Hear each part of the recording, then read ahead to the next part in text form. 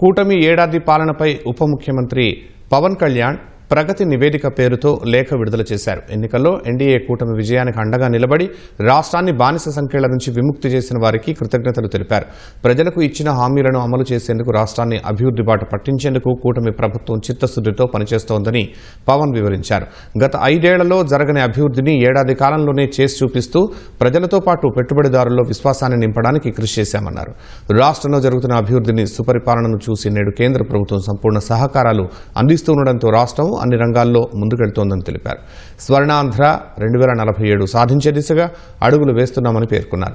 ఏడాది కాలంలో తన శాఖల ద్వారా చేసిన అభివృద్ధిని, సాధించిన విజయాలను ప్రజల ముందు ఉంచుతున్నట్లు డిప్యూటీ సీఎం తెలిపారు. పంచాయతీరాజ్, గ్రామీణ అభివృద్ధి, గ్రామీణ నీటి సరఫరా శాఖ, పర్యావరణ, అటవీ, సైన్స్ అండ్ టెక్నాలజీ శాఖల ద్వారా చేపట్టిన అభివృద్ధి కార్యక్రమాల సమగ్ర నివేదికను ప్రజలందరూ నిశితంగా పరిశీలించి ఎన్డీఏ ప్రభుత్వం చేస్తున్న అభివృద్ధిని గుర్తించాలని కోరారు.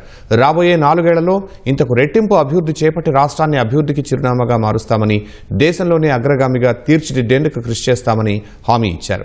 రాష్ట్ర అభివృద్ధికి అన్ని రకాలుగా సహాయ సహకారాలు అందిస్తున్న ప్రధాని నరేంద్ర మోదీ నేతృత్వంలోని కేంద్ర ప్రభుత్వానికి మనస్ఫూర్తిగా ధన్యవాదాలు తెలిపారు.